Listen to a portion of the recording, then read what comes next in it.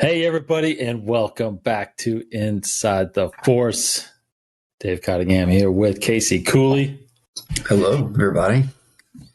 How are you, man? Good. Pretty good.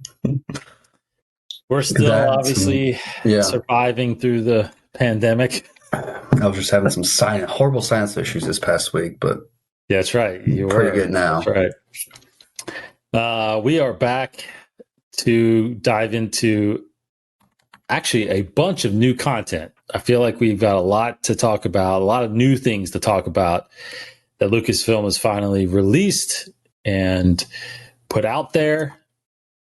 I would, maybe in the vein of not having a Star Wars celebration, this is possibly starting to roll things out that we've gotten maybe back in August, but now we're getting them and we have some things to talk about. Name the top line of them are obviously the new Mandalorian Season 2 trailer. We've got a new CG short that was put out in promotion for the upcoming Star Wars Squadrons release on October 2nd. We've got a first look at the High Republic comic book #1 coming from Marvel.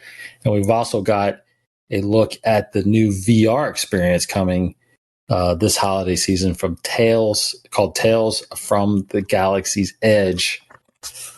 Lots to dive into. We'll do all of that on this episode. Thank you very much for joining us. First off, I do want to get into is the VR experience, because I think I, for one, have been a big fan, and surprisingly a big fan of, I think, the VR experience that they put out, which is, of course, was the Vader Immortal game that came out over the course of, I think, a few months, and releasing in 3 different chapters, right? Episodes. So we've gotten our first look case at this, and it seems like it is, because I guess it was a little bit vague when they first released the description of this thing. Was it just an experience? Was it actually a game? Seems like it's a game, very similar to Vader. So what did you think when you watched, because you just recently watched this thing? Yeah, I was surprised. It felt like a traditional, like, one-person shooter mission kind of, campaign kind of thing, which was very surprising. Looks like you maybe start off playing as C-3PO for a little bit. I saw his hands and went some couple first shots there, but and I'm thinking too, I can't remember if they pinpointed exactly when it takes place, but I'm definitely trying to pinpoint that after watching this trailer, because it's in the sequel trilogy era, but I'm not quite sure exactly specifically when within that. But it looks fun. Yeah, I mean, you got all kinds of weapons and explosives and all that stuff that you're throwing at people, so it looks like it could be pretty fun. Now there is a little bit to discuss about it, because when the article broke on StarWars.com and you got to see the trailer or whatnot, there was a little bit of a confusion, I guess, because one of the little images that they accompanied with the article had an image of Yoda next to the logo, Star Wars Tales from the Galaxy's Edge. So people started speculating what time period is this taking place. Well, what it seems like, what I can gather, is that it's set in, I think what you're talking, like what you just said, the sequel trilogy era. Now, I don't know if it's, where it's at between 6, 7, 8, or 9. But what I've read is that you, at some point, go to visit Doc Ondor, who is the owner of the collection of antiquities, right? Old artifacts and stuff. And he goes on to tell you some stories. And you actually play in those different eras. Oh, well, geez. Go back and experience, it's almost like a storytelling experience that you're part of. So I think that's where we get into all these different eras, and maybe that's somehow Yoda finds his way to Batuu. and you're able to experience it with him. So I think that's what we're getting out of this, and that seems pretty cool. Yes, I would say. I didn't know that little part, so that definitely brings up so many possibilities. Like, and I wonder if this is something that they'll, like a traditional game, will kind of have additional content, later on. I wonder if this might be the first, test run of that kind of thing, because just that alone, the whole playing flashbacks could be additional content. They can give you so many more memories, I guess, or whatever, stories to play, which that would be really cool.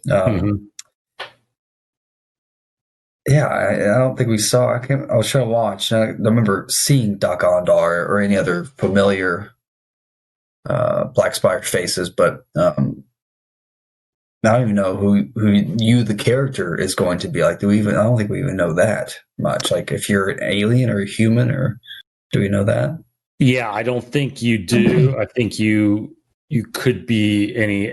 I think you could be anybody. You could be just your own avatar. Maybe it's not. Maybe it's not. Yeah, not like a canon thing. Yeah, right. I mean, very similar to Vader Immortal, right? I mean, I don't think you were an actual character in that. True. Probably should have been, but I don't know. I mean, if that's another thing. It's like these stories that everything's canon. So, like, the story that they did with Vader Immortal, I mean, that's pretty big. Like, that character that you followed, you're force sensitive. So there's got to be more with that person. Oh, that's true. That creature, whatever you are, like, there's got to be more there.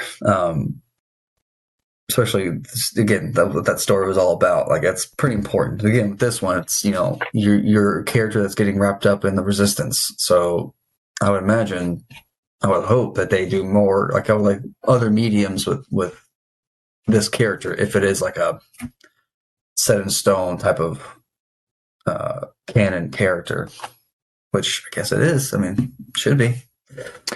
Yeah, that's true. I didn't think about the whole Vader Immortal series where you are force sensitive, and I mean, you're the captain of a ship, right? I mean, you're a droid. So I guess who that person is, I don't know. Yeah, I'm not sure if it's relevant or not, I guess, but there's no. Yeah, I think what type of person or alien, I guess that's not necessarily important, but you have at least 5-digit hands. That's all we know. Right. Yeah. You are human, I guess, right? Humanoid. Yeah. Humanoid. Human. Yeah. You could be anybody, I guess. But great experience coming to Oculus Quest. Like Vader Immortal, I'm assuming it's going to hit the Sony VR at some point. Vader Immortal is out on that as well now. And this, all it says is it's releasing this holiday season. So look for it sometime in probably December, I would say. Okay, so that's that. Go to StarWars.com, of course, and get more information on Tales from the Galaxy's Edge if you want to see that. Also coming, that was released last week as well, was the exclusive first look at Star Wars, The High Republic #1, the comic coming from Marvel, and it is written by Cavan Scott. If those of you remember Cavan Scott, he just recently penned the Dooku Jedi Lost audio drama that was released, and I think he has. Correct me if I'm wrong, but I think he's got. I think he's one of the names on the Certain Point of View book that's coming out, and Empire Strikes Back.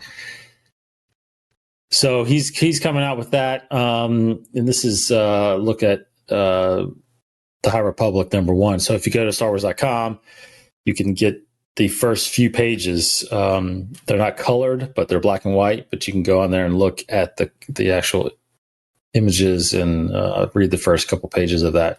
Looks pretty intense. Introduces us to several new characters and whatnot. So I don't know. I don't know about you, but I'm actually very, very excited about this book. Absolutely. Finally, we're getting something concrete. We got that. I think that first chapter of the novel a while ago, but this is the first thing that we've gotten, I think, since the announcement of the delay. Although, did this comic get delayed though? I'm not sure. Yeah, I guess everything technically did, but I don't see a release date yet on this. okay, so it wasn't even on the docket quite yet. But I don't think so. I mean, clearly they're not. That wasn't coming out this year. I guess they even, if this is like real time, they haven't inked this issue. This is just the pencil and all that stuff. But yeah. But it looks great. I mean, when I was just reading through it, this is just, again, we know really nothing about it. So I'm thinking, off air, we keep having these discussions about if there's Sith involved and all this kind of stuff. And so I'm reading them, I think like, oh, great, there's a dark side user, it's a fallen Jedi or something like that. No, so you just got to read through the preview. It's pretty cool. It doesn't really, I don't think it really gives you a clue too much of like the grand scheme of the High Republic era, but you're right. It's cool. It introduces new characters. That's always fun. I love that. And introducing to one of our new heroes and seeing what I'm assuming is a Trandoshan Jedi, which you don't see too often, yes. as this character's master. But yeah, very exciting indeed. I know. We're so used to, this big group of characters that we've had over the last 40 years. The Skywalkers, Kenobi, and Vader, and Emperor, and now obviously the sequel trilogy. We got Rey and Poe and Finn and all these. But man, we're talking about a whole new group of characters we had nothing about in an era we know nothing about. So yeah, it's a new world basically. Yes, it's a whole branch of world building, which is exciting.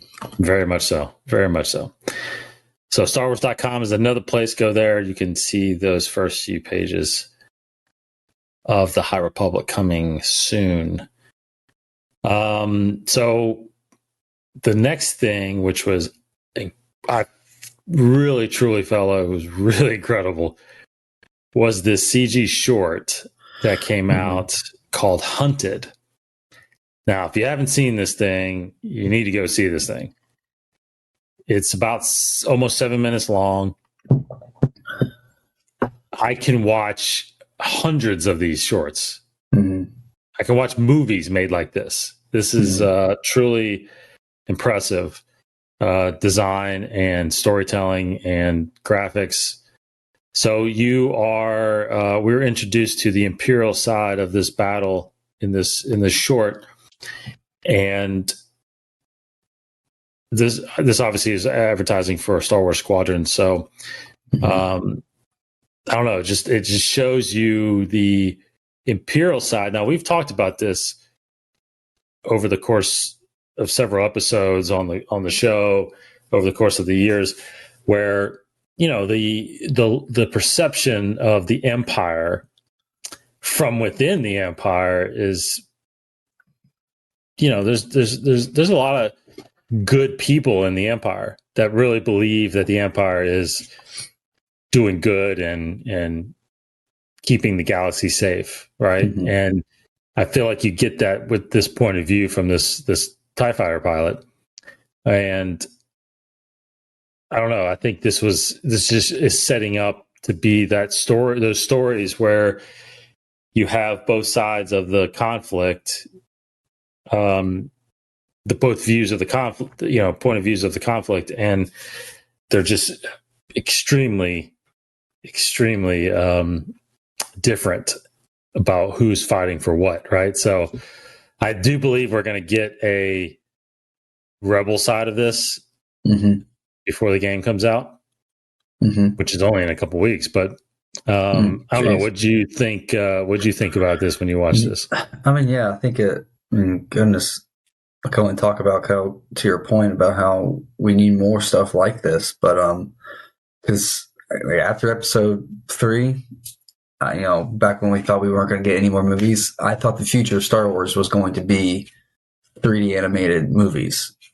When we were getting the Old Republic trailers, I thought, this is great. Good. Just do this. is you can get the voice, you can get Carrie Fisher, everybody's voice acting. You can bring everybody back, just do user voices, and then just make it a 3D animated movie and make it as good as you possibly can. And we never did, but yeah, this trailer, this short film, proves that that is possible. That needs to happen still. I think having something like that on like a Disney Plus will be fantastic. And I mean, there's just so much to do this. I mean, this short film by itself was great and fantastic. And I mean, I was drawn into, I think the sound design of it is, not to get too nerdy, it was incredible. Like I love the sounds of the ships, sounds of the weapons firing, and just the battle. It was just incredible. It really drew you in and made you hate the rebel, kind of. I mean, just made him feel like a monster. It's like just the way his helmet was, you only saw his mouth. Like it was really well done to make you, be like, oh, man, the Empire is full of just good guys who are just fighting a war. Like you're, like you're kind of to your point. So, I really liked it. And is this character that we were? Is he's in the game, or is this just is he part of the 5? He is part of the 5. So whether or not he is the one that you actually control, I'm not sure. I wonder if you might get to choose, but right. But if you see the 5 that are walking in the previous promo, he's one of them, right?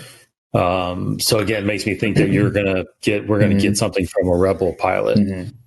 But it was interesting, like talk about just kind of again, like you were talking about how the wide review of the Empire and all these stories that we've been reading for all these years about other soldiers or pilots or whatever in the Empire, where they, there's one person who kind of has a heart in a way, and they may actually think they're fighting a good war, but like this character who he wanted to go back for his fallen friend, and like right away, we know, like if you read all these stories, you think like the Empire does not care at all about they're injured, that kind of a thing. And so he was told to leave the other pilot, but he went back. And so I'm curious to see if that's something we'll see more in the game.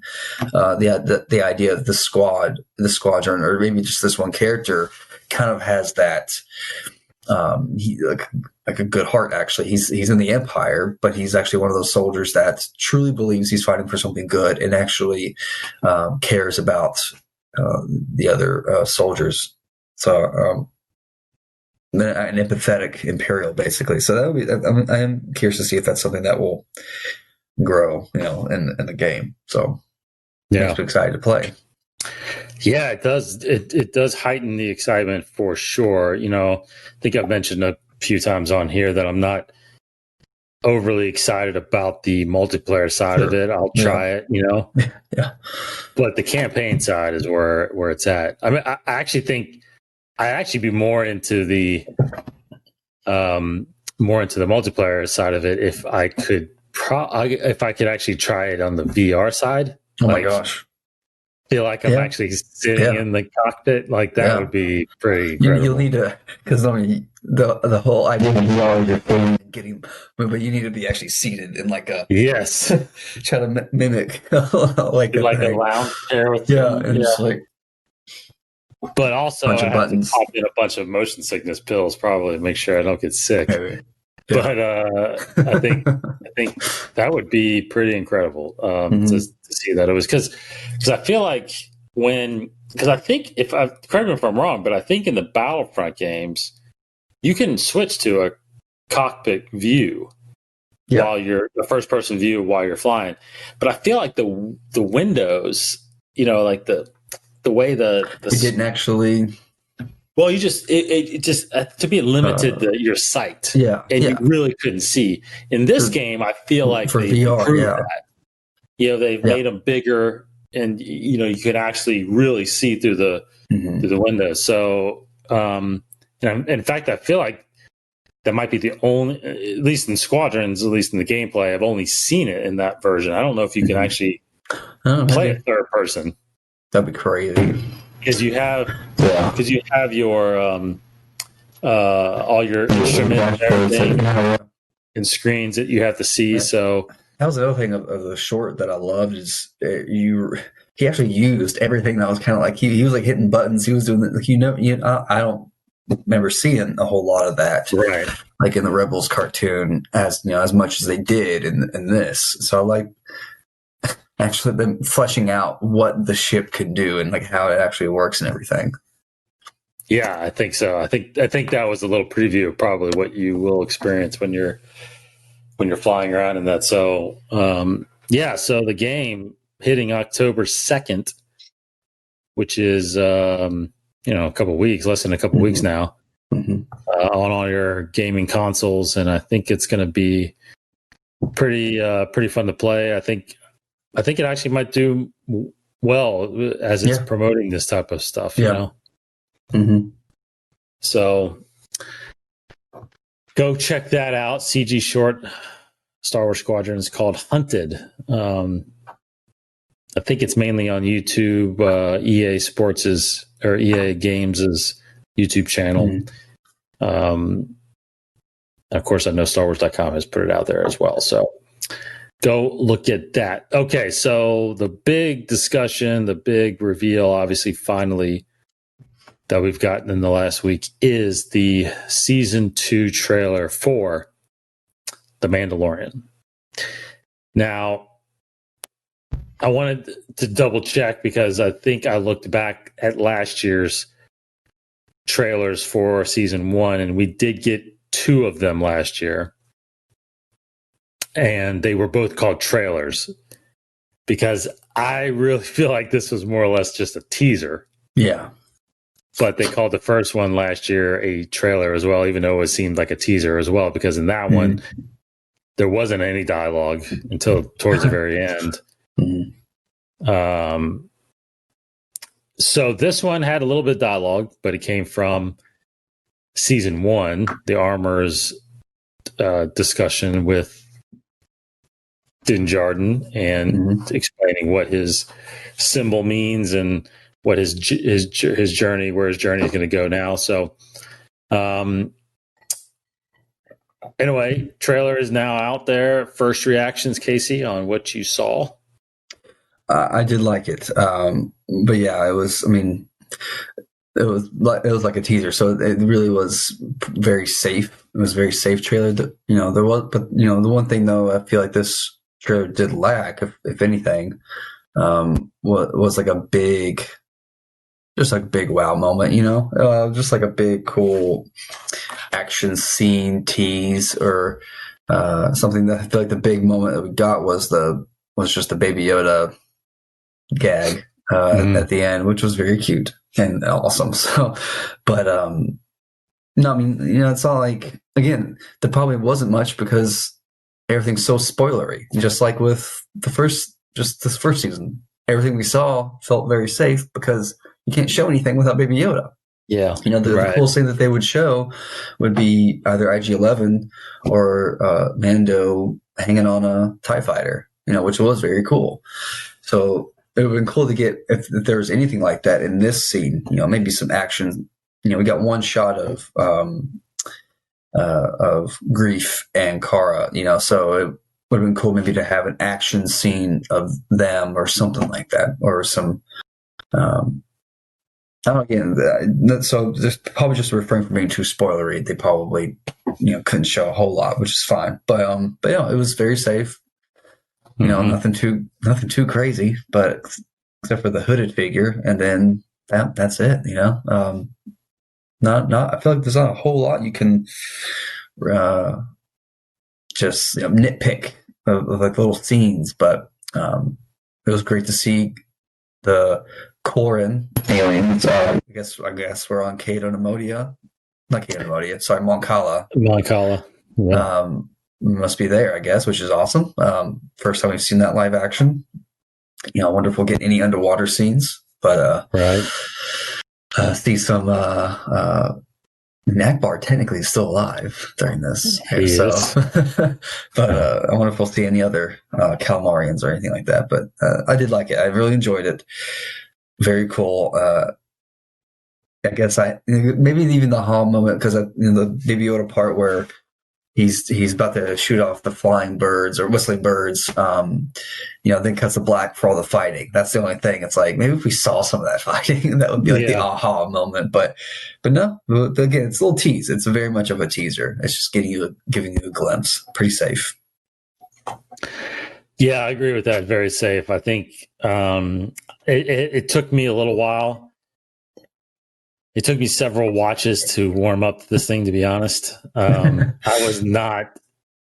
I was okay with it after the first viewing. Like I thought, okay, well, that's neat. Yeah. But part of me felt like, you probably could have released that, a couple months ago, right? Sure. Maybe that was what they were going to release at Celebration, but there are those rumors that they went back and re-edited something in this, right? Whether or not that's true or not, we don't know. But I think the takeaway from this really is, again, it's almost like it's just reminding you what the story is. Sure. At the end of season 1, the armor says exactly what she says in this trailer, that your goal now is to reunite him with his species, right? Find out where they're from. Oh, and by the way, his species has been known to be tied to an ancient enemy of ours, which is the Jedi, right? So it's setting up several things, I think. It's setting up him obviously going around and finding clues and finding leads to determine where he's from, the child is from. And then, of course, coming across possible Force sensitive / Jedi. Although you can't really come across Jedi. Sure. Because Luke's the last Jedi, right? I mean, technically. Whatever. But I think that's what this teaser was, or this trailer was really doing. It's just saying, look, this is where season 1 ended, and this is to let you know what his journey is supposed to be about right now. And then, of course, I do think, I don't know, do you think we're going to get another trailer before October 30? Yes. I'm about to say, like, well, how far away is that? I was trying to think real quick. I do. Yeah, I think we'll get something probably early, mid-October. And I'm sure we'll get a handful of TV spots on Instagram and Facebook and all that stuff. So, I hope it's not spoilery, though. I hope it's not too revealing, but definitely would be cool to have some of those, get an idea of what the scale of this is. I feel like we've heard that mentioned in some interviews that, it's just obviously supposed to be bigger. It's supposed to be, that's kind of the part for the course of season 2. So I would like to see in this next trailer exactly how it's going to be bigger. What new crazy things are they going to try and achieve? That would be really nice to get a hold of, to look at, but I think we will. I think I just, again, I hope we don't, if Ahsoka's in it, I hope we don't see her. I hope we don't see any of these rumored characters. I don't know. Be surprised. So that's a good point to bring up. Like, do you think? I mean, truthfully, do you think showing Ahsoka hurts or helps the anticipation for this season? I thought probably generally, or probably the majority of potential fans or current fans, it probably would help, I guess, anticipation. I mean, just because the buzz around it is already so high, and then if it's officially revealed beforehand, it will be a whole slew of anticipation of like articles coming out talking about, oh, it's the animated character becoming live action, and like, so there'll be just a whole crazy mess of marketing just around that fact that it's, interviews with, if it's Rosario Dawson, if it truly is, interviews with her, so much with her, glimpses of her TV spots. So I think it'll be an opportunity for a big push of that. But that's the thing. It's like, should that be something they focused on though? I mean, for just getting viewers, if that's all that they want to do, or if that's all they matter leading up, which is fair, then sure, it wouldn't hurt to show her, or to show, even if it's Sabine, even if it is one, or Boba Fett, if it's any of these other characters, if they go ahead and reveal them, yeah, I think it would help anticipation. I'm sure a lot of fans like me would be not would be mad, but I was like, I'll just be like, nah, well, wish I could have, waited to see that. It's little things like Rogue One about Tarkin. It's just like little things like, I just wish I saw it for the first time, because then I would have freaked out in that episode. But now I'm not gonna be as surprised. So it's just a personal thing. It's nothing too important. But yeah. Yeah, because I think at this point, I don't think you really could hurt the anticipation for this season. I think that everybody that was invested into season 1 of Mandalorian, and even those that obviously picked up the series much after it was released, I feel like not everybody was on board in the beginning, and then they because the only way you make this thing truly popular, in my opinion, is I think you already have the Star Wars fans. It's the fans, it's the people that don't always get into Star Wars. They just want to watch a good TV series, because in the end, it's a good TV series, right? So, Disney Plus had an unexpected rise in subscriptions. Now, did that have to do with a lot of people staying home because of COVID? Maybe. But, but they did reach their 5-year goal this year. Sure. So, and The Mandalorian has arguably been one of the most popular series, if not the most popular series in the past year. So, that can't be done just by Star Wars fans. I think you have to have TV people, other people that like watching dramas like this or sci-fi series like this, get into it. So again, I think you have those people. I think regardless if you see Ahsoka or not, I think people are going to tune in. But I guess it does come back to whether or not most fans are like you, in the sense that they don't want to be spoiled. But again, I don't think that will turn them off at all. I think it'll just maybe wish that they had seen it somewhere else. But in the end, I think it actually would drive up the hype a little bit more.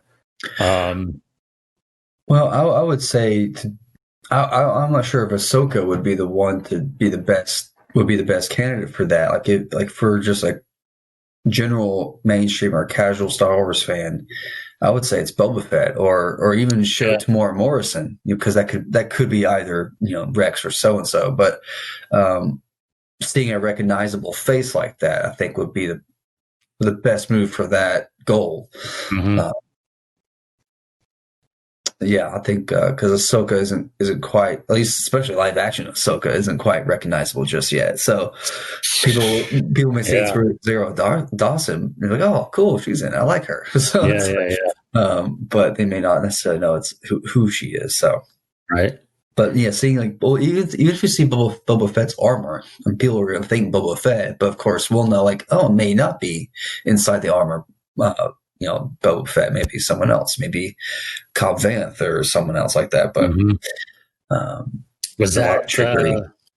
Was that Boba Fett's armor in the trailer? I know, right? Gosh, that's the big debate. I mean, it could totally be. It's such a hard shot to dissect, though, because it's so blurry. But yes, and maybe that's the intent, right? So yeah, exactly. We're talking about a shot. I'm trying to find it here.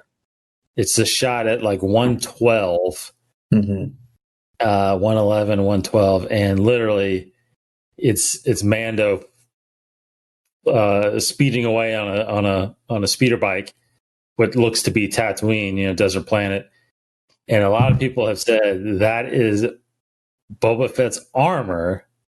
Yeah, you see what might look in his like helmet. a jetpack It and a helmet. does look. I actually need to watch it again in motion because I keep looking at the screenshots and it's just blurry images. I'm like, I can see a general outline of the shape and some similar colors, but to me, because it is blurry and when you go frame by frame. Yeah, the shot right when it first cuts to it, 111, the first shot, it's very blurry. But when you get to like 112, when it's a little bit in the distance, it's starting to get a little clear, right? And because what throws me off so much is that when it's in motion, you see the motion blur, so the size of it and the shape of it is distorted, and so that's why I keep thinking I don't know, because you definitely see the two yellow rectangles that when you compare it to the actual jetpack, the center of it looks very similar, but there's some things that could be missing, and then there's like a black smudge, which could be where Han stabbed it. Could be the damage. So that I can. Yeah, I'm just not committing to it yet because I don't want to be disappointed. But it is pretty cool to think about. What would be pretty crazy is, and again, the question becomes, why would he do this? Why does he need to go get Boba Fett's armor? Yeah, right. Yeah. But what if he, how crazy it would be if he went and actually killed the Sarlacc? The thing is, oh my gosh. So the thing is, trying to think about. Okay, so in Aftermath, the little whatever they're calling them, vignettes, or that introduce Cobb Vanth in the book, because that I'm assuming that takes place in the same time as the Aftermath story, which is about 6 months, starting off 6 months to a year after Return of the Jedi. So, correct. At that point, if that is concurrent, then the Sarlacc is supposedly already dead, and Cobb Vanth has the armor. Yes, but geez, what if? Yeah, it would be really cool if it was like a flashback, or if in Mando there was like a flashback to him killing a Sarlacc, and he's the one who got the armor out, or something like that. That'd be pretty cool. Yeah, that's true. I forgot about that little vignette, but the thing about it is it's obviously not completely spelled out that Cobb Vanth is wearing Boba Fett's armor. It could totally be Mandalorian. It's so vague and teasing, but there's just a little bit there that's like, oh my gosh. Exactly. So I don't know if it's been fully canonized that he's actually wearing Boba Fett's armor. I don't think anybody's come out because they don't want to. Because why ruin the and it doesn't leave you. It backs you in a corner, right? Because you can't be creative then about Boba Fett's return or what he does to have that or lose that armor. So, so Boba Fett could have already been out there for 5 years or however long this takes place after Return of the Jedi. This season 2. So Boba Fett could already have been alive and well for quite a few years. Very much so. Alive, but out of the Sarlacc pit. He could have and it's not to say that he could have not survived or been pulled from the Sarlacc. His armor had been stripped, and he eventually recovers. Yeah. Now he's looking for his armor, and Cobb Vanth has it. It's not to say that that's not the case. But again, when we know it's Malak. His name is Malakili. Malakili was the owner of that Rancor that got killed, that Luke killed in Jabba's palace. Right? He's the one that actually gets confronted in that vignette you're talking about in Aftermath with Cobb Vanth. He's the one that mentions a familiar, armor, Mandalorian armor from Boba Fett, but he doesn't actually say Boba Fett. Yeah. So anyway, long story short, but interesting. I think the one thing that stood out for me too in this trailer is the absence of the other main character from last season that we only got in one episode, which is Moff Gideon. Yeah. So are you surprised by that at all, that we didn't even see anything from him? Totally. And I mean, I'm just assuming there's some, maybe they couldn't quite, I mean, there might be a lot of behind the scenes, conflict with editing. So maybe this is just all they can get out because there's, for some unknown reason, but you would think there'd be something that they could show, even if it's him just standing there looking angry. I don't know, because, or just holding a darksaber to, again, just remind you what happened. Yeah. That kind of a thing. It could be, it could have been something, but hopefully, yeah. Like I said, I think there will be a second trailer, definitely. So you'd think that there would be something for him there. It was kind of like the Cara Dune thing, where she didn't speak, or we didn't see her very much, and then finally she spoke one or two words in a later trailer. It's like, why did it take so long to do that? So I don't know why does it take so long to get Moff Gideon in this. Maybe every single scene he's in, he's with a spoiler character. I doubt that, but kind of giving the benefit of the doubt. But I can't think of why. It seems weird. Yeah, that's why I think another trailer is probably, in my opinion, inevitable, because of some discussions that he would have with the Mandalorian still in this series, or in this season. Something from Cara and Grief, some interaction there, I think it's got to happen, but again, I don't know.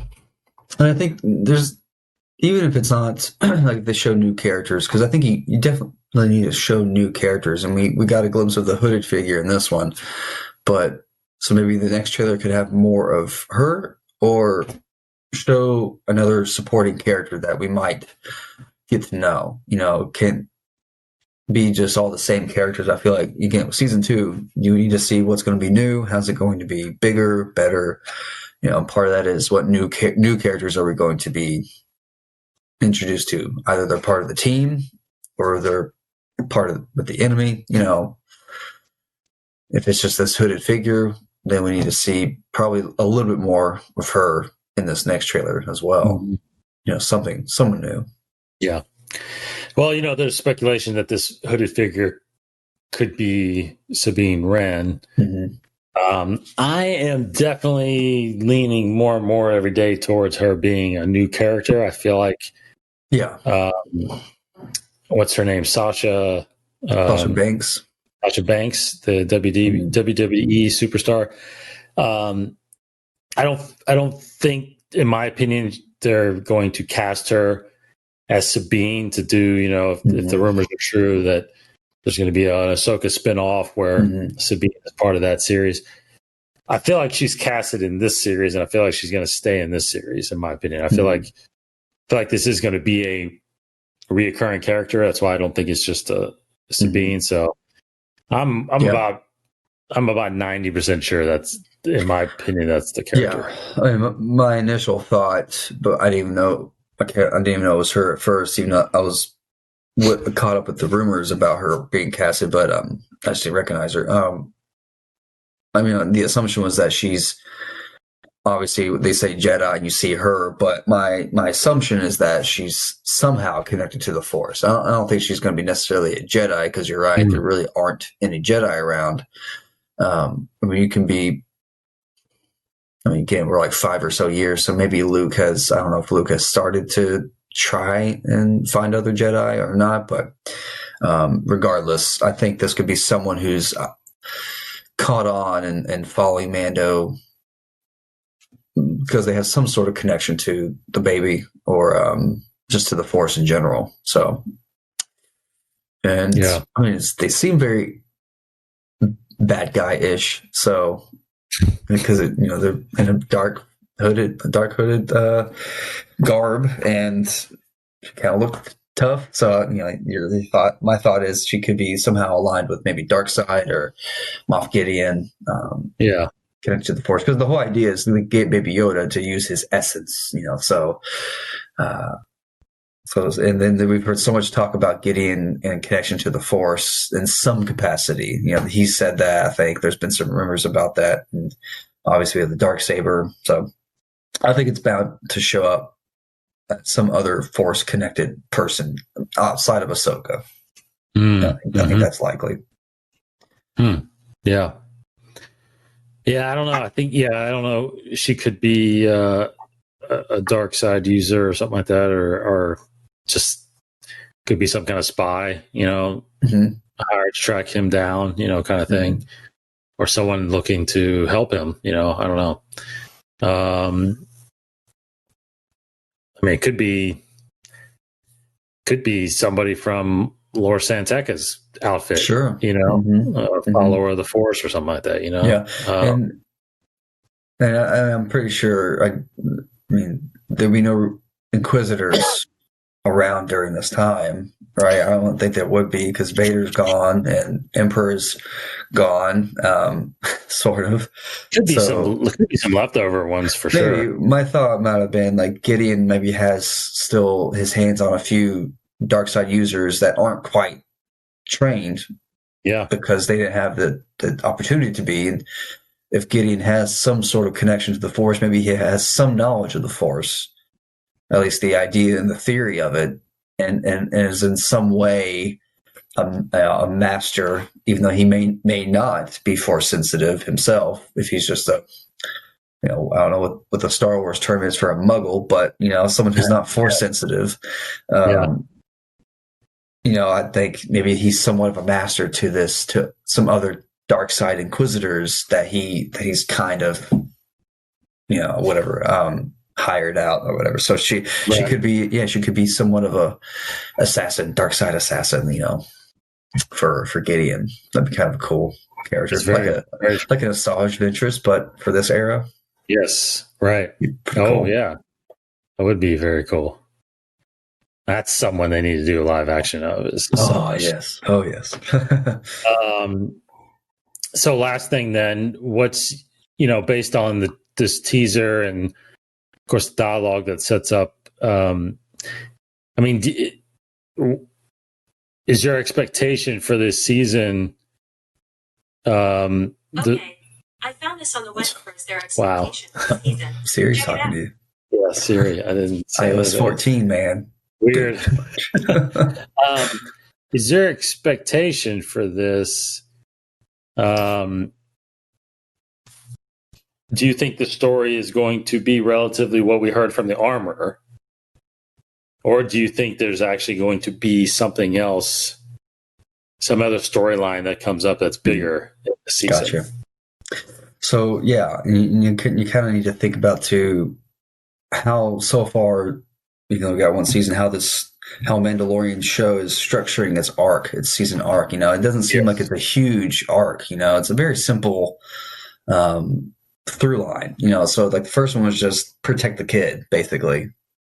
You're not really going. I guess you're just trying to find a safe place for the kid. Mm-hmm. This one, it seems to be just find where he's from. I mean, it's a complicated task, obviously, but it's just simple. Like, I'm just going to go out there. I'm just going to follow some lead, trying to find a lead. But I'm going to find out where this kid is from. And so I think that is definitely Mando's arc goal. Well, not arc, but his goal. I do think it's I'm a little weary of what his character arc will be, to be honest.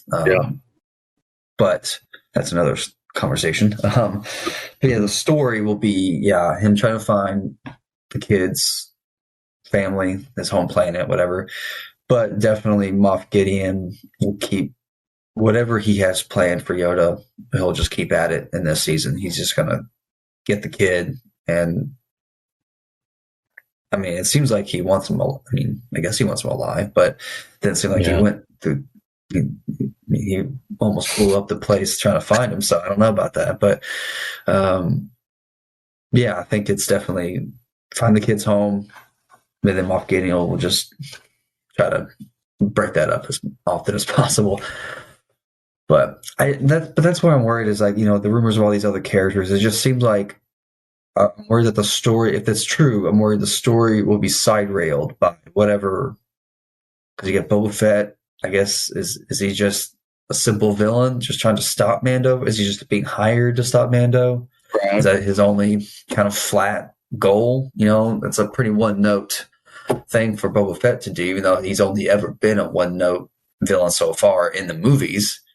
So I'm not sure what he's going to be doing. But if it's Ahsoka, Sabine, Rex, are they actually going to have an effect in the story? And then what is that going to be? Are they?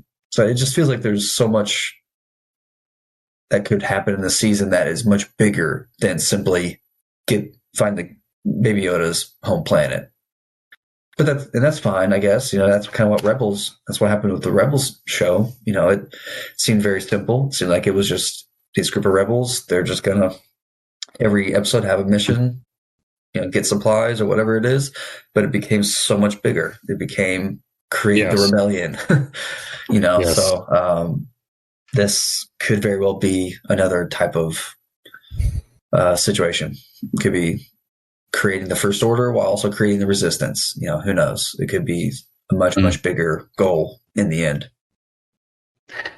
Yeah, I'd be surprised if his journeys take him closer to the interiors of the government, which is the formation of the Republic, and whether or not we see. I mean, I do think there were rumors for a while about this being somewhat tied to the beginnings of the First Order. I think that Moff Gideon could be involved in that. Sure. It'd be great to hear names like Admiral Sloan and totally Harrison Dola and stuff like that. And this. I think you're 100% right. I think surrounding his goals and motivations to find a permanent home for the child, I think things will grow into bigger stories, and he will ultimately have a bigger impact in the galaxy than we are expecting right now. I think, like you said, very similar to Kanan and Ezra and like when they first started, there was this little group of rebels on Lothal. They ended up being a very important part of the rebellion, So I think that this is where this is going to go that route too. It might take a few seasons, but this could be the start of it. And I think the characters that we're talking about that are going to show up are really just going to be, people that he runs into in his journey. I don't think they're going to be too significant to the overall storylines of what's going on. But as you think about it, last season, we got several characters that I think will be a part of this series still for a while. For example, Fennec Shand, right? Somehow she's still probably going to be involved. You've got, maybe the woman, I can't remember her name, the woman he met at that village. Oh, yeah, the babysitter, whatever. You just have characters that pop up like that. Eventually. Oh, you're talking about the shrimp village. The woman he actually liked, not the one on Tatooine. That girl. Yeah. Sorry. And then of course you have Bill Burr, who's already been confirmed to come back this season. Right. So you have characters that have been introduced in season one, just like any TV series, end up popping up here and there throughout the life of the series. So I think those characters you're going to see be more a part of what's happening with our main character, Din Djarin, than these other ones that are possibly rumored to come in this season. Right. You know what? And that actually could be. I think you might have hit on it. What could be Mando's character arc himself for the season is simply to rise to the occasion, and accept that, his own hero's journey, like accepting the call of becoming a part of something bigger, than just being a bounty hunter. It's just like a Han Solo story essentially at that point, where he just needs to be a hero of the Resistance in a way. Like he might become that pre-resistant hero that gets remembered. Who knows? That would be pretty crazy. True. He all of a sudden he starts going by Din Djarin now instead of Mando, and has his helmet off more often. So now it's like he have a hero with a face and all that. So that would be that would be pretty crazy. That would be cool. Pretty neat. Yep. But of course, we will dive into that more as the coming weeks come. And speaking of the Mandalorian, we are, the other show that I do that I'm co-hosting of, the Mandalore podcast, we are ramping that up as well because of the show is coming back. So we will be doing some more episodes here coming up in the next few weeks, kind of recapping season 1 a little bit. And then, of course, we will be doing our episodes right after the airings of season 2, which are going to start premiering October 30th, which is a Friday. Seems like they're going to be coming out every Friday for several weeks, 12 weeks, I guess. There's only 8 episodes, right? 8, right? Yeah. So 8 weeks. I think that leads us right up to Christmas. If you follow the 8 weeks, 4 weeks in November, 4 weeks of December. So yeah, we'll dive more into it, obviously, on this show. Go to the Mandalore podcast and check us out there. Me co-hosting with Cyber Ren over there. And yeah, I'm sure a lot more will be revealed over the next few weeks as far as, like you said, images, TV spots, probably another trailer, or maybe even some behind the scenes look, or something like that from season 2. So, well, they just won a bunch of Emmys, so they definitely have that momentum. They actually did, forward. Won a ton of Emmys. Good. Yeah. I know they were nominated for 15. We actually mentioned on the Mandalore podcast just last week, because I think they do the technical ones first, and then they do the actual. Tonight was, I think, the actual show ones. Oh yeah. So the technicals, they won a couple, visual effects and sound. I think Ludwig won for score. Yeah, like stunt choreography or something. Yeah, crazy awesome. Not sure if they won for best drama series. I think they were up for best programming or something like that. So we'll have to look that up and let you guys know next week. But all right, thanks everybody for listening. Of course, you can check us out at InsideTheForce.com.